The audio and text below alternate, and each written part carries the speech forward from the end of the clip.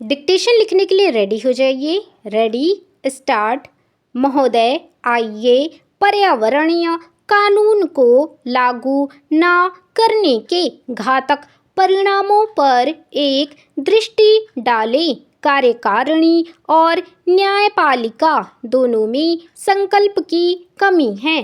खेद है कि प्रदूषण नियंत्रण मंडल प्रदूषण नियंत्रण के लिए कुछ नहीं कर सके और यदि उन्होंने कोशिश की तो उद्योगपतियों के दबाव में आकर राजनीतिज्ञ आड़े आ जाते हैं और अपराध के बड़े से बड़े मामले में भी अधिकारी कोई कार्रवाई नहीं करते, चाहे प्रदूषक उद्योग निजी क्षेत्र के हों या सार्वजनिक क्षेत्र के। मेहता वाले मुकदमे में उच्चतम न्यायालय द्वारा पर्यावरण सुरक्षा संबंधी कानूनों को लागू करने के लिए न्यायालयों की सहायता के लिए पर्यावरणीय न्यायालयों की स्थापना का सुझाव दिया गया था। न्यायमूर्ति भगवती के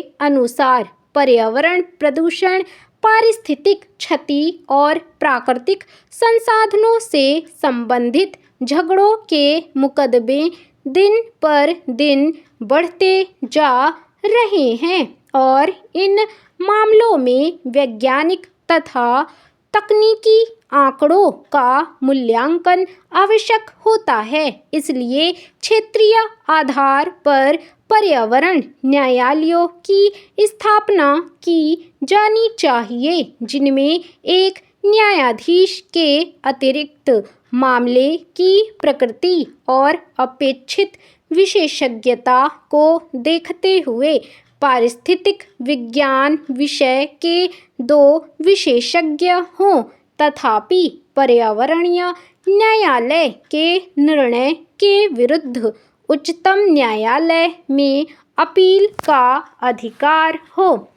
प्रदूषक उद्योगों में शक्तिशाली निहित स्वार्थों के कारण श्रीमती मेनका गांधी, पूर्व पर्यावरण एवं वन मंत्री, भारत सरकार के समर्थन के बावजूद इस प्रस्ताव पर कार्रवाई नहीं की गई। प्रदूषण में पैसा है और नौकरशाही पैसे वालों का साथ देती है तथा पारंपरिक न्यायालय पर्यावरण न्यायालयों के प्रति अति संवेदनशील हैं। पर्यावरण विज्ञान उनके लिए यह एक नया विषय है। न्यायालयों के इस विषय से अनभिज्ञ होने से हानि होती है और नकारात्मक दृष्टिकोण के कारण न्यायाधीश ऐसे मामलों में यथास्थिति बनाए रखने, स्थगन आदेश देने या मुकदमा खारिज करने जैसा आसान तरीका अपनाते हैं।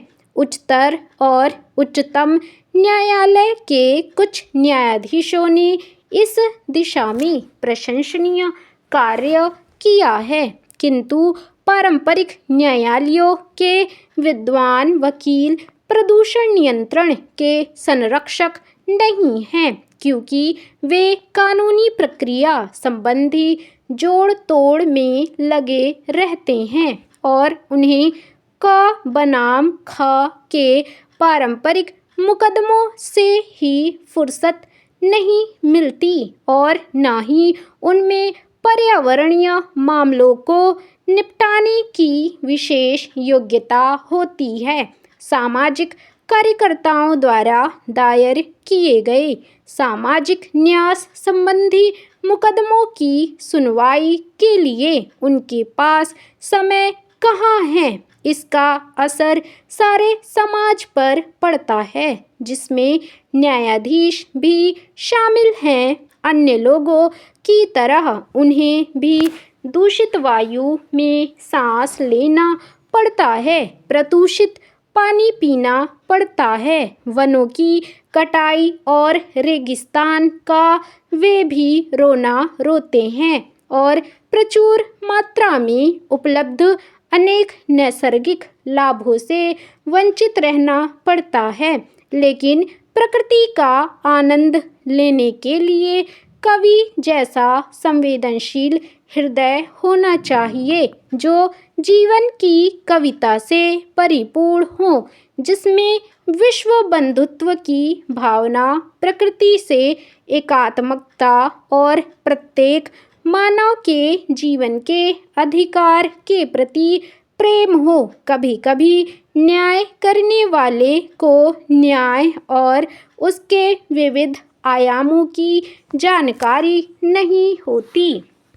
महोदय, हमें आवश्यकता है ऐसे संवेदनशील पर्यावरणीय न्यायालयों और न्याय प्रक्रिया की जिसमें सामाजिक प्रतिबद्धता और सतत विकास दोनों संभव हो। सभी प्रक्रियाओं को तेज करने, मॉनिटर करने और निगरानी के लिए एक शक्तिशाली उत्प्रेरक पर्यावरणीय लोकपाल पद्धति की आवश्यकता है, जो पर्यावरण सुरक्षा के सक्रिय प्रहरी की भूमिका निभा सके और जिसमें उच्चतम न्यायालय के अतिरिक्त अन्य न्यायालय का हस्तक्षेप न हो सके, जो राजनीतिज्ञों की पहुंच के बाहर हो। सामाजिक कार्यकर्ता और दीन से दीन आदिवासी भी जिस तक आसानी से पहुंच सके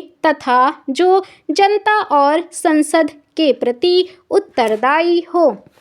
लोकपाल पद्धति का ढांचा, कार्यविधि ऐसी होनी चाहिए कि वास्तव में पर्यावरण सुरक्षा और संरक्षण तथा जीवमंडल की अखंडता बनी रहे। अति प्राचीन उपनिवेशवादी जटिल और मूल व्यवस्था से प्रबंध कौशल, वैज्ञानिक साधन, नए नए प्रयोग करने और नई परिस्थितियों के अनुकूल बनाने की क्षमता के अभाव में प्रौद्योगिक आतंकवाद और उन नई चुनौतियों का मुकाबला करना संभव नहीं है जिनका सामना इस उपग्रह पृथ्वी और इसके निवासियों को करना पड़ रहा है। हमारी न्यायिक व्यवस्था अनेक प्रकार के संकटों से घिरी है और यदि हम वास्तव में पर्यावरण संबंधी मामलों के साथ न्याय करना चाहते हैं तो ऐसे पर्यावरणीय न्यायाधिकरणों की आवश्यकता है जिनमें विधिवेत्ता और विषय विशेषज्ञ दोनों का सक्रिय सहयोग प्राप्त हो।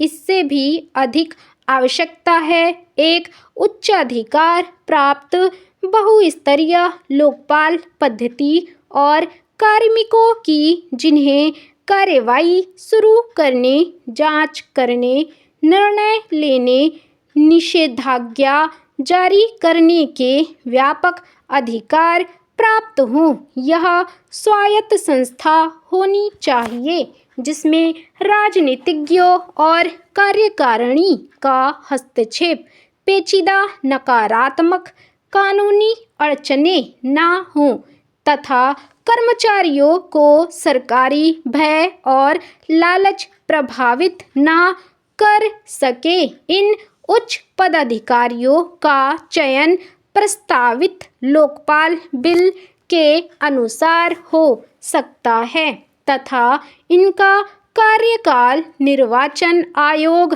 के समान हो सकता है।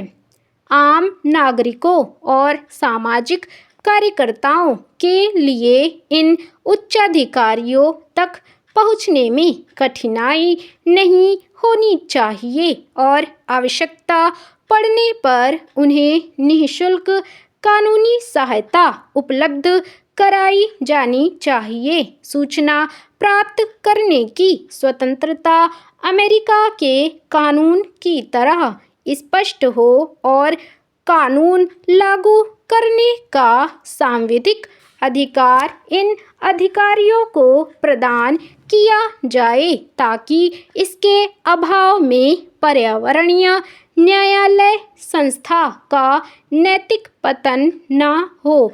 पूर्ण न्याय दिलाना मुख्य उद्देश्य होना चाहिए, न कि केवल आदेश जारी करना।